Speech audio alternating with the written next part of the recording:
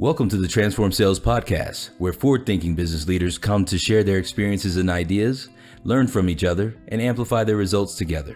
Hey guys, what's up? It's Amir Reiter with the Transform Sales Podcast, and I got my guest, Ricky Pearl, owner and CEO of the Pointer Group, all the way from down under, correct? Yeah, welcome. I mean, thanks for having me on. Well, I'm the guest here, right? Thanks for having me on. I love your studio. I like the purple. I'm like relaxed. Yeah, it's my kids' playroom. Coming in, I'm all stressed out. I'm calm because of the purple. So the first thing that Ricky asked me, he's like, what can we say on this show? Is it PG-13? And I'm like, you can fucking say whatever the fuck you want, as long as you help buyers not make stupid motherfucking mistakes and lose money. Yeah. Correct? Yeah, 100%. Got to help them make good decisions. Yeah. That was about the pre-show, right? That was pre-game. They can take the curse. I'm like, listen, I rather them hear curse words than lose money because they're just messing themselves up. So tell me a little bit about. I often joke with people, right? Because I have Tourette syndrome, and always say I have Tourette syndrome, but that's not why I swear a lot. I identify as somebody with Tourette syndrome, so therefore I am. We won't even get into that. There was like a TikTok thing I saw where like this guy walked in with a camera. And a girl walked in the camera and the guy's with him and she's like, you can't record here. And he was like, no, she identifies as a camera. So it's okay. And the lady was like, okay, like, welcome to America.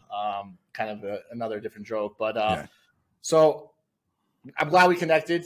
You know, we got mutual friends throughout the world, which is a part of the community. That's a great thing where I can throw you in a group chat and other people are like, who let Ricky Pearl in? And they know you for a long time. It's a cool feeling because we're all kind of coming together.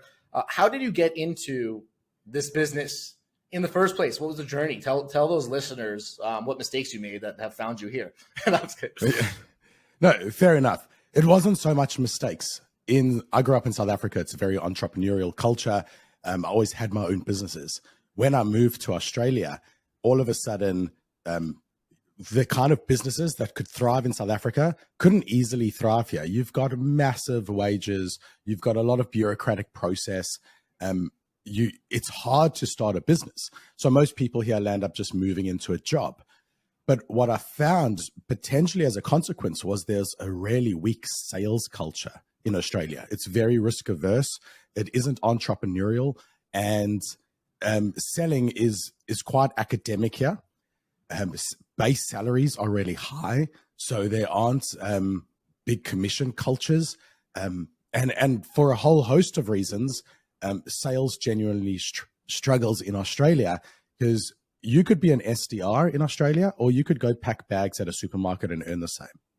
Like, why would you cold call for a living when you could go waitress and or waiter or pack bags and earn the same?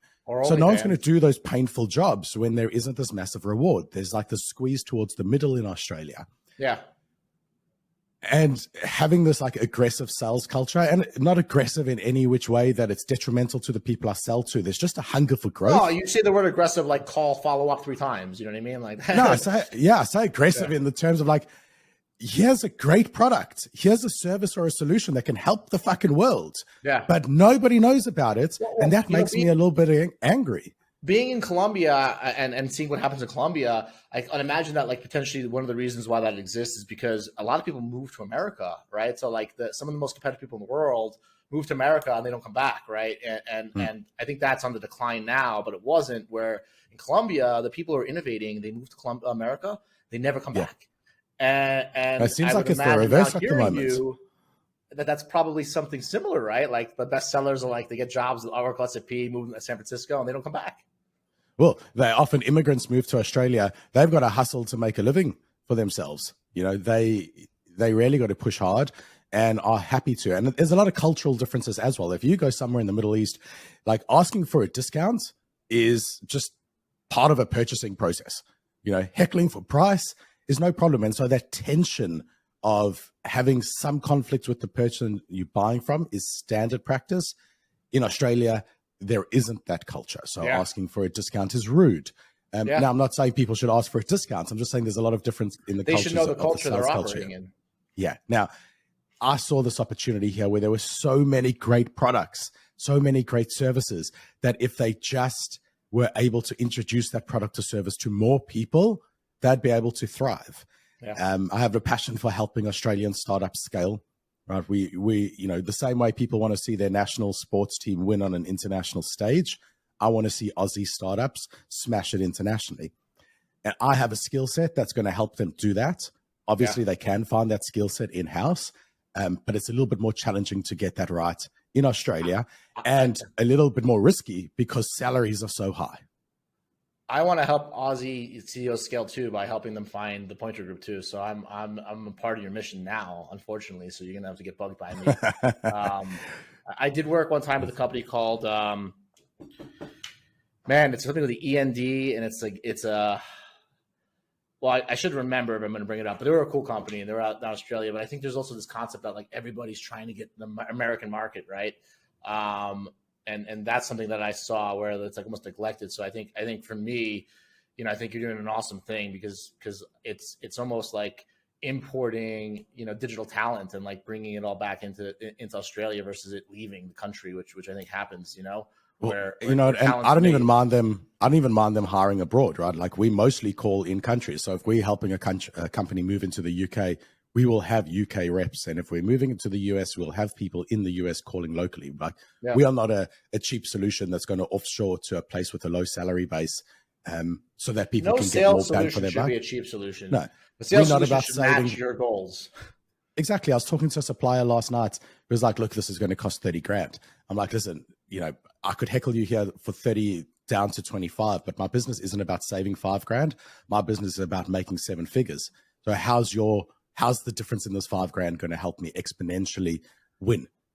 And well, also something I would bring it up that like if you're hiring somebody internally and like I want Ricky Pearl on my team and you're in my base is 100K and you're awesome, like I might pay 120K just to get Ricky Pearl on my team. But when people find an agency that kicks ass, instead of actually being like, yo, you charge 30K, I'll give you 35K, make sure a priority. They try to negotiate thinking it's helping them. It's fucking weird behavior. If you don't ask me, it's strange. But I think that if you find the right OSP that's getting hit the goals out, give them a bonus, pay them more. Yeah. Now, be their best customer. You're charging 30K.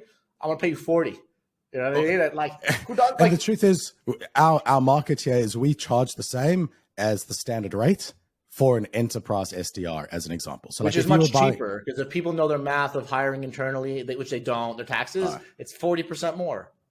At least, they'll say easily. Look, we had a budget for 120. You charging us 120, and then I'll be like, well, what was your budget for data?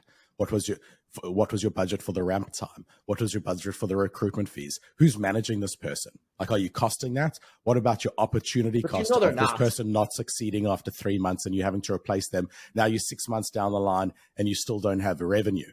Like, there's so many costs to it that people don't account for. And I could almost like clockwork when they decide to hire in-house as opposed to working with Pointer. I could literally set a clock for 6 months from that point to give them a call to say, how's your SDR going? And them saying to me, which SDR? We've had 3 since then.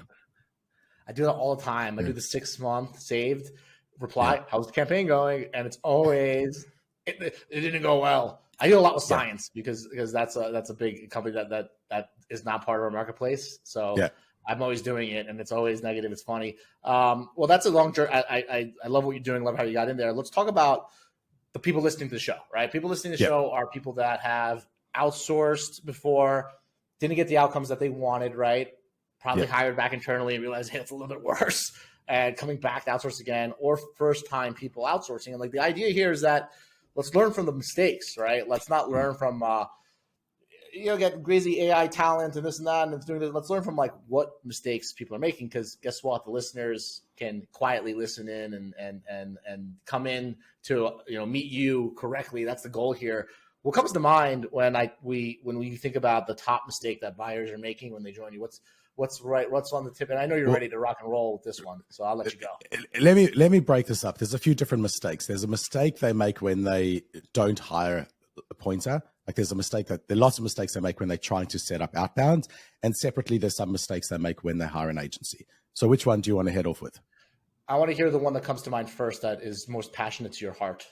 Fine. So when starting up internally, the mistake they make is they don't have the talent that understands outbound. And when it comes to outbound, there's layers of strategy, layers of management, and layers of execution. They usually don't have one of those layers in place. And 10 times out of 10, wherever their deficiency is, that's where they'll fold. They don't have they have a strategist who doesn't want to execute. They're not putting in the volume. They have someone who's putting in the volume, but they didn't have that technical configuration set up, and now they're just in the spam folder. Or the offer even, right? The language is off. The language is off. The marketing messaging is off. The ICP is off. We've had customers that came to us saying, listen, we haven't been winning. We've been targeting, Series B, Series C companies. This is what the metrics we're looking for because we thought they had money and that's who we'd sell to. And we worked through it with their marketing department because their marketing and the sales department hasn't been talking. And their owners in this case, because they thought they were after different markets. We're like, your product helps bring forward some revenue, for example, but you're trying to talk to people with 8 figures in their bank accounts. They don't need short-term cash flow. Right? Like, they had a complete miss in their product market fit and didn't realize this and had been spinning their wheels. And that might sound like an obvious case, but there are so many that don't have that product market fit or don't have that product message fit, and they've already ramped up a full outbound process and wondering why this isn't working. So this is great. So do you think that if I sum it up, a lot of people are lacking the talent, they're lacking the expertise? Like that's just they just don't study the material of the business development playbook. They're not reading Winning by Design. The guy Hako lays it out pretty well. They're not even consuming the content, right? And then one of the mistakes they're making is could I say that they're trying to get an ROI on a campaign before actually doing a market validation campaign? Is that something that you see common? Often they're not doing market validation campaigns, or they have done market validation campaigns, but they were doing it from a founder-led. And even if they weren't founder-led, it was still key person-led. So maybe the senior business development manager, who is a top 1%, for example, was able to get success. Now they try to scale this to a team. They try to hire people in underneath them. They got a Ricky Pearl on the team, and they think they can scale Ricky Pearl, but you can't scale Ricky Pearl. It only wins if you can make it work with the average. If your average salesperson, because don't get me wrong, like we're talking about your average pro tennis player. It's the right way of doing exactly. it. Your average salesperson has to succeed for the model to work, and their model will only work with exceptional. So they want to hire exceptional people. But let's be honest, like if you want to hire the top 1%, you have to be paying top 1% of the market. You have to have the kind of attributes that the top 1% are looking for. And they want quick progression. They want massive training plans. They want personal development. Like they want a mentor who's a name brand within the industry that they can learn from. Leads. They want a whole host of things. And like, you just don't have the attributes that a 1% is looking for. That's okay. You also don't want to pay a top 1%. Let's be honest here. What Pointer does is we will help you build a process and a system that will work with the average. And more importantly, that the salesperson is like the spark plug. Yes, they're the one firing things off, but it's also a replaceable part in the system. It's also a part that, that piece isn't working, we can plug it out, or that piece moves on to another venture. You have to build a company like that. You can't build an organization that is reliant on even the CEO, right? Like I built CloudTask. Like it can't be reliant on Amir Reiter. I should be able to be replaced and improved on 10 times over, right? 100%. And their outbound systems rely on exceptional individuals doing exceptional work with all these exceptional attributes, and they just can't find that. And it becomes a bit of a challenge. The other thing that none of them realize, no one realizes how much fucking effort outbound takes to manage. It is a lot. It is an absolute drain. And if your VP of sales is trying to set up, say, outbound and a partnership channel, or trying to done, no way, they're trying to like mature their account executive sales process and handle, smooth out consistencies within the buyer's journey, like whatever the leader's trying to do. If they're trying to do that, and outbound, guaranteed one's going to suffer. Outbound takes a lot of effort, a lot of hand holding, a lot of management. Make a statement. I want to see how you feel about it. Outbound drives inbound. Right. So how does that make you feel? I feel validated. I feel seen. I mean, like some of our clients, the biggest, some of the best deals they've gotten are, we, try to call someone 3 times, had an answer. We sent them 3 emails. On the 3rd email, we might not have links in the first 2, for example. In the 3rd email, they clicked a link, maybe in the signature, and went through to the website, booked a demo, and became a client. To me, so I built CloudTask from 0 to 6 million in revenue-ish, all with outbound. This was 2016 to about 2020, right before we started the pivot. all of the business that we have received in the last year and a half during this pivot to a marketplace has been all inbound. I talk to people, I find them every day, and they're like, you can't get quality with outbound. And I'm like, guys, I got all of this inbound. You know why? It's because I did outbound, and people went to my website, got familiar with CloudTask, and they behaved like inbound too. So it's like this weird, in between you and me, it's like outbound and inbound is the same thing as like Australian, Chinese, black, white. It's like the people are trying to like create a conflict, and they're blind to the fact that if you got a phone call from me or Ricky saying, hey, sorry to bother you, blah, blah, blah, blah, here's my website, check it out, meeting. And you checked out the freaking website and you like the product. Let's just say you were selling Porsche 911 Turbos S for $20K. You go to the website and you buy it, they'll claim it's inbound because they're fighting internally and they're fighting for budget. And none of my clients do that. None of my clients do that. I'm very lucky. None of my clients. Ricky. Well, exactly, because I get to pick clients, and I also start by saying, listen, I'm a firm believer that this SDR function falls a hell of a lot closer to marketing than it does to sales. Like this is the junction between sales and marketing. The more you go to enterprise, the more this needs to fit under a marketing process. But either which way, I don't care. Let's just call this a revenue team, right? And the goal here is to sell your product. It's to help get meetings. There's a whole lot of different goals. But if I call someone or email them and they land up becoming an inbound on the website, that's a massive win. That's a massive win. In fact, they've partially qualified themselves by showing their intention, because now they've consumed the full marketing message. That's how they buy. Yeah. Right? That's just how they buy. So why are buyers coming in and they want 15 qualified meetings? Weird. Why are they paying Google at LinkedIn for impressions? This whole funnel there. We got your ad in front of 1,000 people, right? And there's value to it. But when they hire an SDR agency, all of a sudden there's no value to anything besides a meeting and a conversion. And they're not even going to call and follow up 10 times to put a good AE on it. Why does digital marketing, demand gen, SEO have value on impressions, views, clicks, but SDR work doesn't? Yeah, well, none of my clients do, right? Obviously, we want meetings, but we have to go that one step further. So I'll say this classic line to all of my customers. I'll say, listen, we're going to call 100 people, and one's going to say yes to a meeting. Now, what are you more interested? Are you more interested in that one that's taking a meeting with you, or the 99 who said no? That my customers are the ones who are interested in the 99, not the one. So if all you're doing is measuring me on the one, there's lots of agencies who will get you that one for cheaper. If you want to know what's going on with those 99 so that you can turn that one into a 5, that's when you want to work with a company like Pointer, because that's what your in-house team would be able to do for you by being so close to the markets and so close to your company. We are your in-house team. Your remote team is their sales director sitting in Sydney, sitting at his home working remotely. I'm doing the same thing. Right, so we're your in-house team. I consider anybody my team if I pay them money to do something.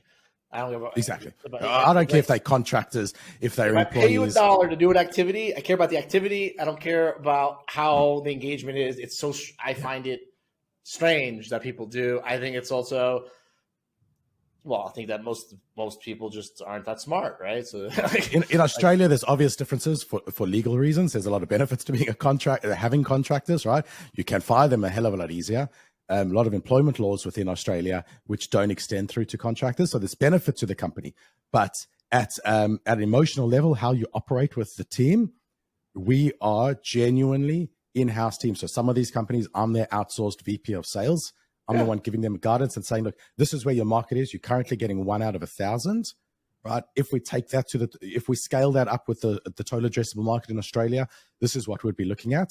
But if we could turn this from 1 in 1,000 to 4 in 1,000, you 4xing your entire business, and it's not a huge tweak. Out of 1,000 to attract 4 versus attracting 1, it's not a huge tweak. It might just be a slight message difference, or it might just be slightly different offering. It might be changing your selling process to match their buying process. There's like so many little things that could be done, and the companies that we work with need to be interested in that. Because if you're not interested in that, when they come to me, they're like, listen, I just need 10 meetings. Don't care. I say, well, listen, you can meet my daughter. She's 6. She's a great conversationalist. You can meet my son. He's 4. You can meet my wife. You know, you can have a meeting with my dog. Like, who do you want to meet with? Right? Like, if all you care about is how many meetings you have, it's this weird Well, because metric. it's like you're an artist, man, right? At the end of the day, like you're an artist, right? This is your craft, right? So if somebody's got the money to buy your art, but they don't appreciate what goes into the art, you're gonna be like F off, because this is, I mean this with all due respect, it takes to be a good OSP owner and a leader, it takes, I believe, a conviction that what you're doing is an art, right? And I mean, there absolutely is art to it, right? There's a lot of creativity in outbound. There's more art than art into it. I see freaking NFT monkeys getting sold for $1 million. I would say that there's more art in what we're doing than that. But here's the thing: is essentially in outbound, I think the genuine value of outbound, if you're just looking at a full go-to-market cycle, if you're looking at a full sales process, I feel is in the midterm, right? Like, yes, you can get some short-term wins from outbound, but the real value is in in that midterm. You know, I just told everybody here, I pivoted my company and I had inbound for the last 1.5 years because of all the outbound, and I've raised $0 and with $6 million in revenue. So like, I'm a case study. Yeah. I took my own. Yeah. And when companies are coming to me saying, all we care about is this short-term win, I'll look at that and say, well, that's fine. That's like somebody saying, oh, I want something cold. Let me buy an ice cream shop. You know, like, we this whole big system, we this machine that generates future revenue, and you're only interested in the next 6 months. I'd say like, you know, there might be misalignments here. Like, look, I've had a buyer just sorry, come out. I want to like reinforce what you just said. I had a buyer come in and say, "Hey, we tried outsourcing sales before, and we fired them." And I asked, I go, "Well, why'd you fire them?" And they said, "Well, we didn't get an ROI." And I go, "Well, why are you calling me now?" And they go, "Well, a customer called about a month ago and turned into $1 million deal, and it was from 3 years ago when we had that's our team." So I'm like, "Ding, ding, ding!" Right? You probably would have had $7 more $1 million deals if you didn't fire them, right? So it's and the biggest pet peeve that I have with that is that most of the companies that are doing the hiring and firing, raise a Series A or Series B, and they literally have a spreadsheet that says to an investor, "Ricky, give me $10 million. I'm going to spend $1 million every year. We're going to lose 5 million, 4 million, 3 million, and in 15 years, you'll make 20x. So they're going to raise millions of dollars by telling people that this is their story. They can't even fucking stick to their plan. They can't even stick to their plan. And it bothers me because I know that I'm a CEO, and I know that if my growth goal is 50% annually and I'm hitting it, and my net profit margins need to be 30%, my gross is 60%, I know that I ain't firing anybody because I'm on my fucking plan.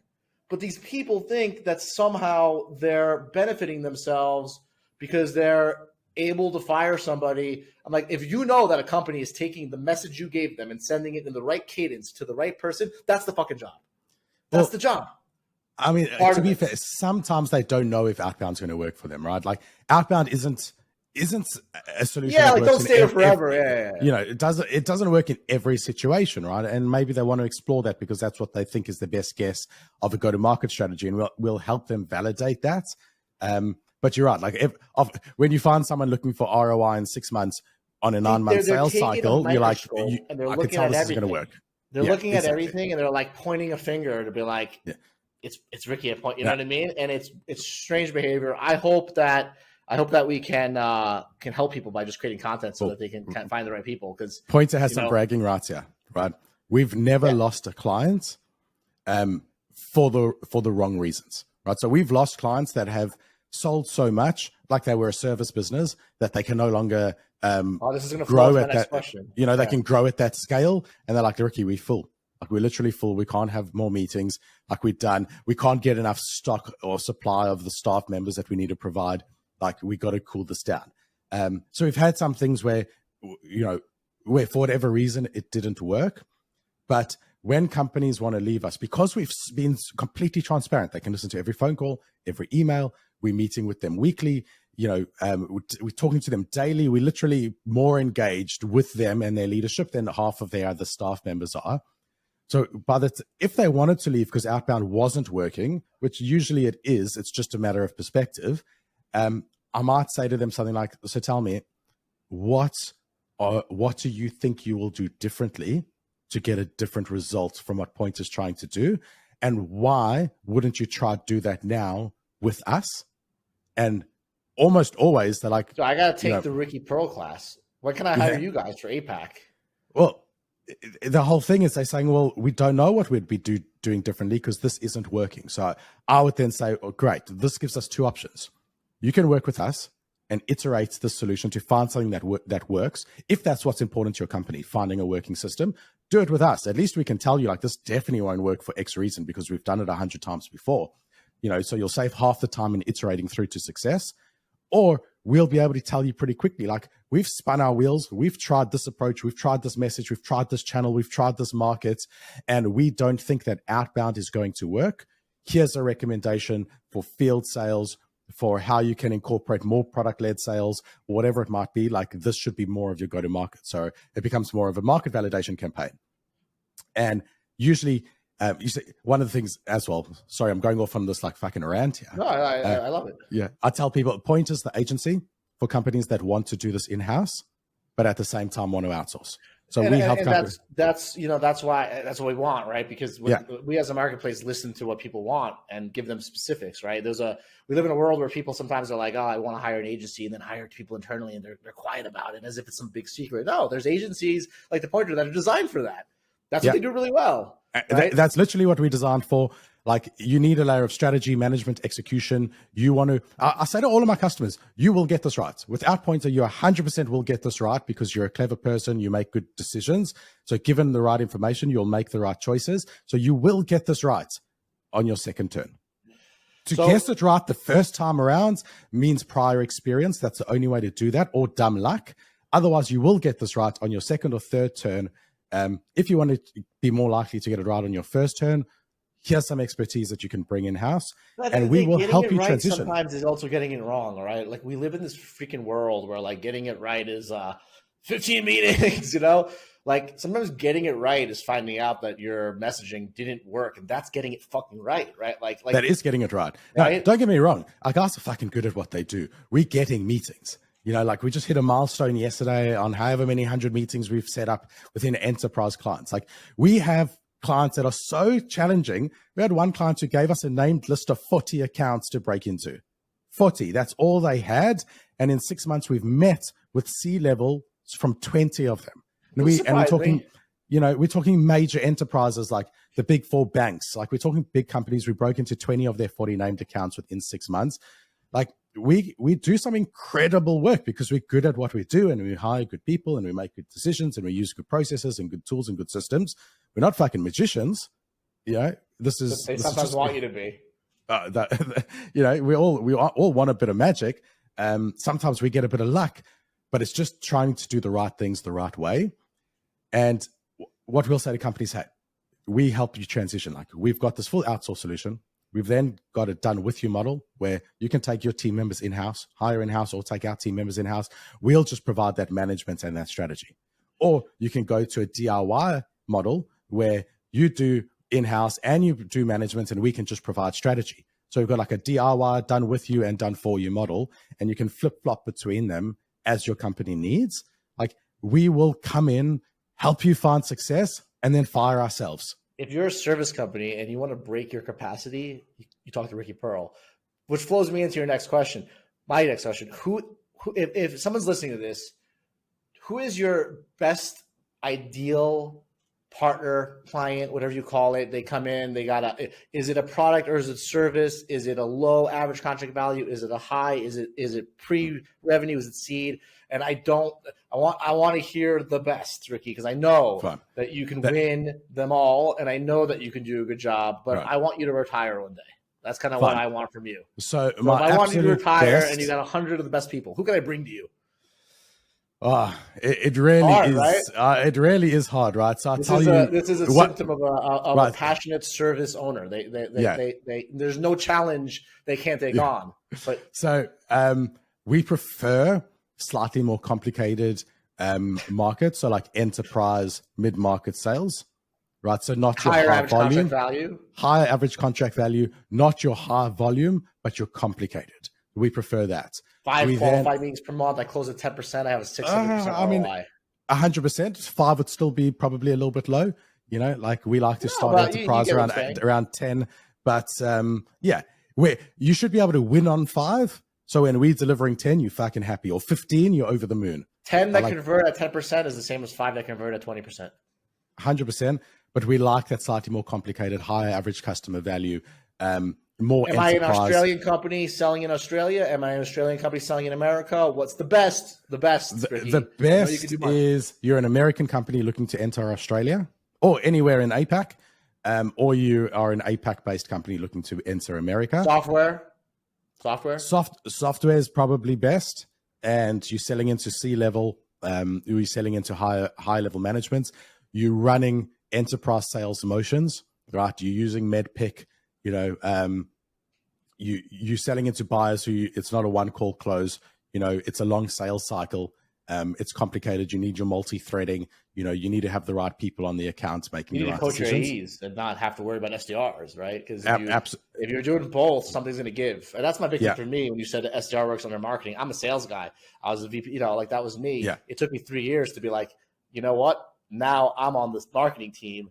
And if you have a high average contract value, your enterprise software, now you can use Chorus, you can use Gong. And if you have a $100,000 ACV and you close from a 12% to a 14%, that's a big uplift. Right? A huge uplift, right?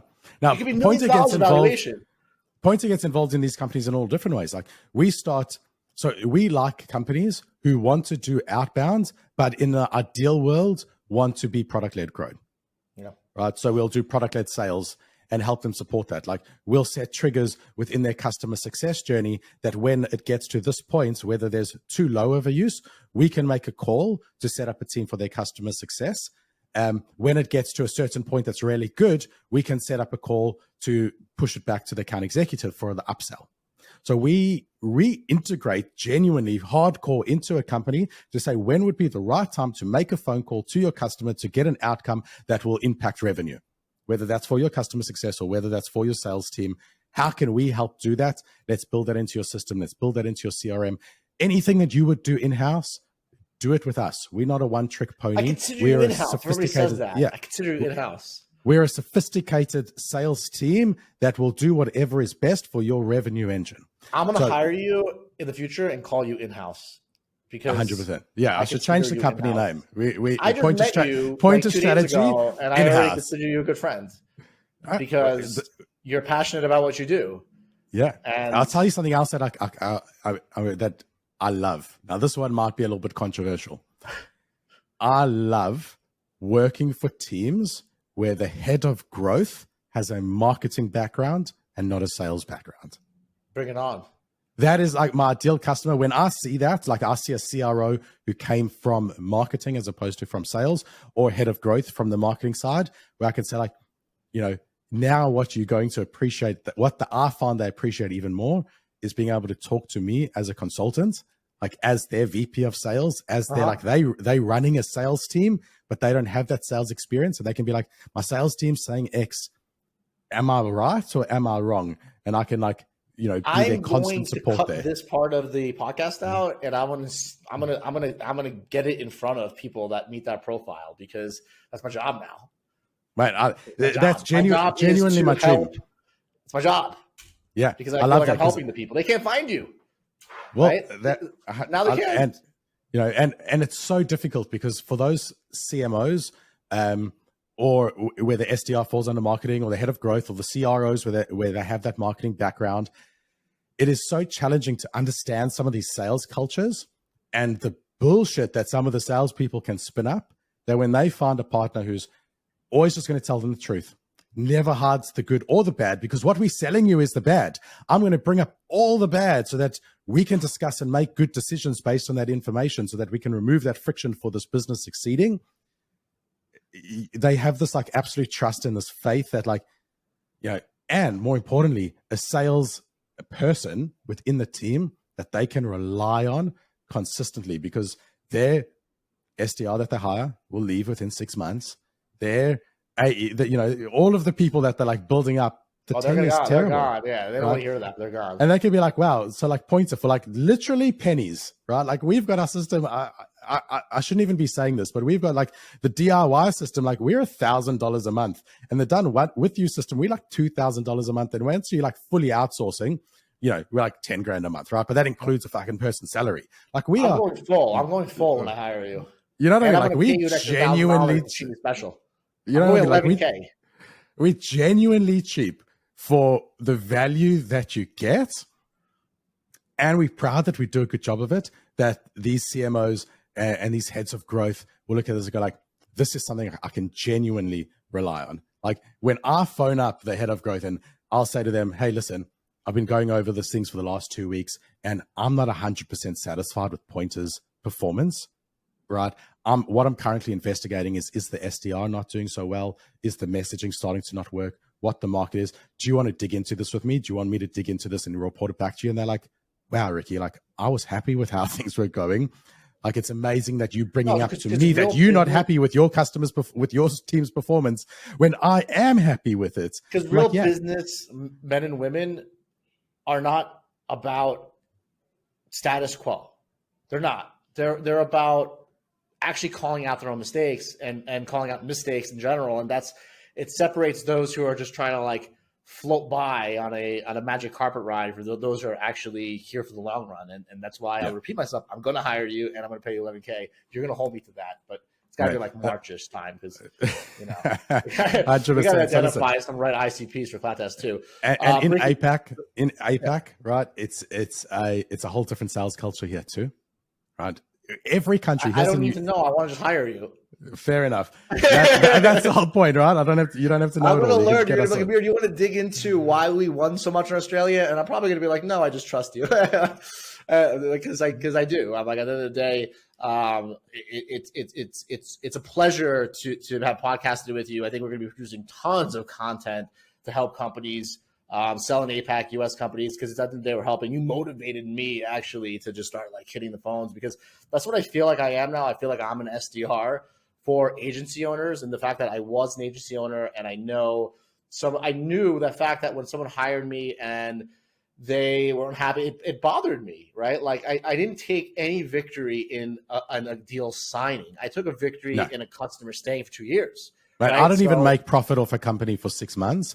Like, genuinely, and I'll say to any one customer, like, honestly, and I'm not being mean here, your account financially does not make a huge difference to me, right? Like, any one customer doesn't. However, what I'm deeply passionate about is your company fucking winning and succeeding. And when I can say I helped your company go from here to there, that means the world to me. That's because you're a protagonist, and prestige is very important to you.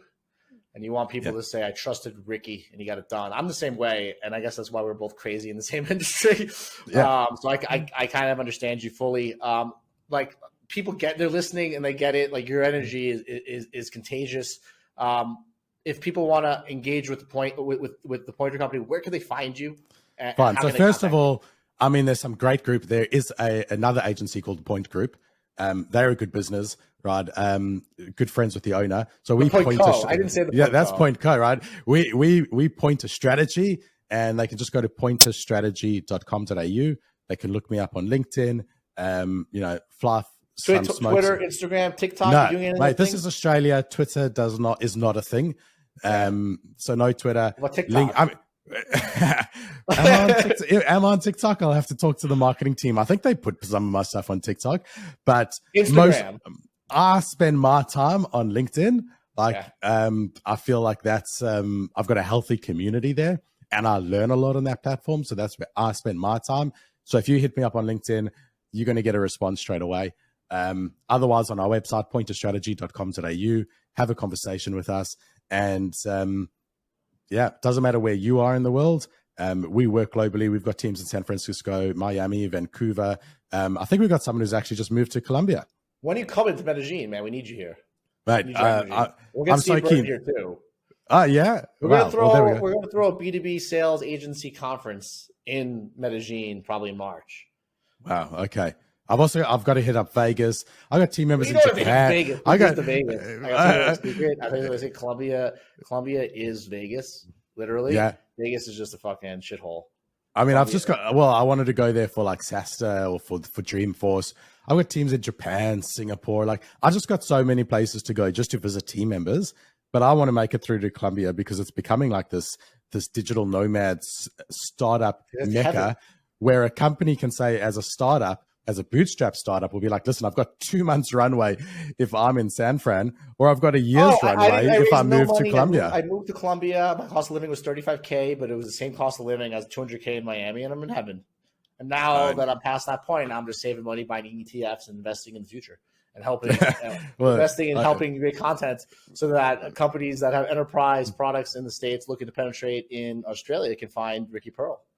Amazing. Listen, I'll come see you there. Otherwise, we'll just keep chatting digitally, and we got to get you out to Australia too. It's a bit of a flight. Oh, I'd love to. So I was about to go there, but I got arrested in Japan in the airport for having Adderall and Xanax in my name in a bottle.